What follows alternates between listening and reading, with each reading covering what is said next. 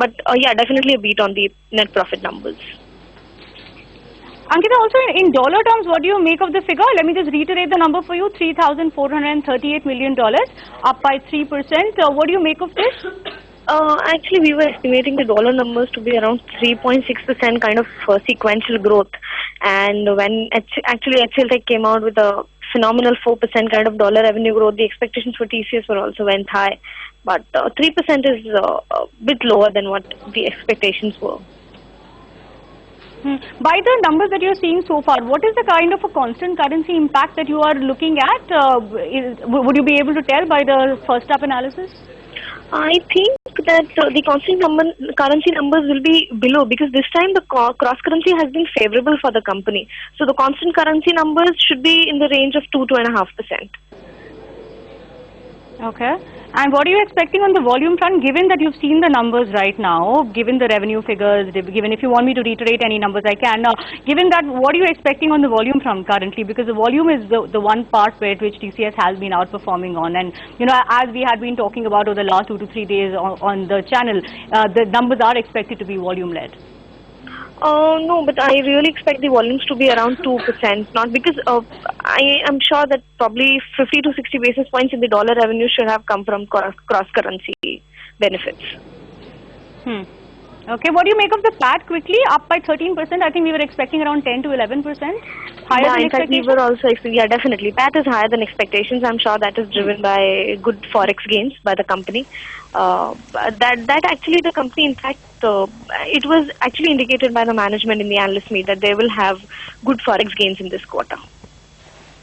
Okay, Ankita, thanks so much for joining us and sharing your analysis on TCS. Quickly then, let's go across to Ravi Menon of Centrum Broking. Hi, Ravi. It appears that dollar revenue growth 3%, margins as well have slightly lower than our estimates, 29.7%. How would you read TCS's Q3 earnings?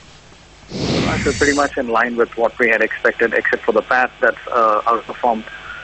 PAT was a pleasant surprise, and we had estimated about 4,930 crores, and this is about 8% higher than that. I think that's a positive and should be mostly forex driven. We think, except for that, I don't think any surprises either way. Number of additions, the gross hiring is a tad lower than we had expected. We were thinking about 15,500 or so, and I think the numbers that have come in at 14.3.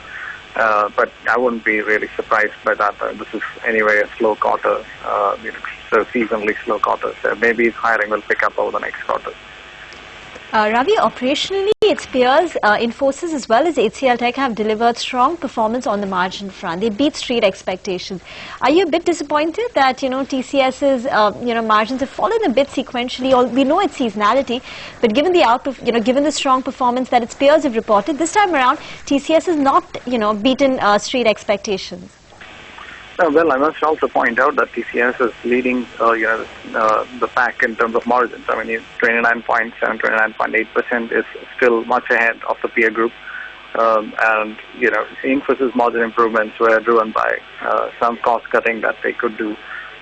Maybe TCS is already running a tight ship, so, I don't really see any cause for concern here. And I think expectations have been very high for TCS, so not beating those expectations. Well, I guess that's, they've come in slightly ahead of my expectations, actually. So I don't think it's not something to be taken negatively. Ravi, let me just expand on that point. Compared to an Infosys and HCL Tech, of course, TCS has been beating repeatedly. Just based on the quarter numbers, can you compare Infy and TCS right now? I think TCS has delivered a strong quarter. I mean, I haven't seen the volume growth. I would assume that is, maybe 2% to 2.5%. So, based on that, they've actually beaten Infosys in terms of volume growth. And you look at the margins, I mean, they're still much above Infosys. Infosys is at 26%, if I remember correctly, and TCS is nearly at close to 30%. So, still 400 basis points.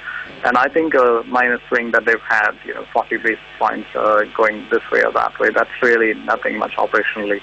It could be just a change in services mix, cross-currency, anything really. So not much a big swing. Okay, Ravi, before we wrap up quickly, management is going to be there in some time right now. Just what are the key things that we need to watch out for in terms of how to define the next 1 year in terms of the deal pickup, as TCS management has been reiterating FY15 is expected to be better than FY14. So what are the key areas that you would be watching out for, and any kind of concerns that you would have, so positives and negatives from your end? I actually don't have any concerns. Negatives, well, I would be concerned only if there has been any decline, say, within any geography, or if we don't see much growth in the U.S., that would be a cause for concern. But, if otherwise, I don't really see anything. So we don't have those metrics right now, so not sure. We're just guessing here. As far as next year goes, I would look at them, generating a good pipeline out of Europe, especially large deals. That's what I'd like to hear from expectations for next year, and I think continued pickup in the discretionary spending around digital. So if they're getting these two pipelines, I think that's actually what I expect to drive growth for the industry overall. So I expect them to get a fair share of that and continue to lead the industry in terms of growth. Ravi, the volume growth is coming at 1.8%, and the dollar revenue growth, as we know, is lower than what HCL Tech has also reported, 3% for TCS versus 4% for HCL Tech. Do you think in any way the pecking order, or in terms of stock return, its peers like Infosys and HCL Tech could now outperform TCS? Not really. I mean, HCL Tech, they're not as seasonally dependent because, their large infrastructure contracts can ramp up over December too. So, it's not as seasonal dependent as software services. So that's why HCL Tech has done well. So we had anticipated that. We had said, if you remember when we did the preview, we had expected HCL Tech to lead the pack in terms of growth this quarter. So no surprises there, and and the volume growth, yes, that's actually slightly below expectations. So 1.8%, maybe slightly disappointing, but I'd like to see if there is a pricing improvement or anything else in there before I make a comment. I don't think realizations are up, Ravi, 74 basis points. But very quickly, in one line, how do you expect the stock to open tomorrow? Well, I expect it to be maybe slightly down because I think expectations were way too high. Some people were even talking about, QOQ being 4%, 5%, considering what they've done last quarter, which was outstanding. So, the expectation was that maybe, just about 2% drop in the quarterly growth. So maybe some people might be disappointed. Stock has run up quite a bit, so probably slightly down or flattish. And that's what I'd expect. But it also depends on the commentary about next year. If things sound really upbeat, then we'd expect that to be up. Thanks, Ravi, for joining us. So that's the quick summary of TCS. Dollar revenue at 3%, slightly lower than the 3.3% that we were expecting, lower than the 4% that HCL Tech has reported. Margins are largely in line with expectations, 29.8%.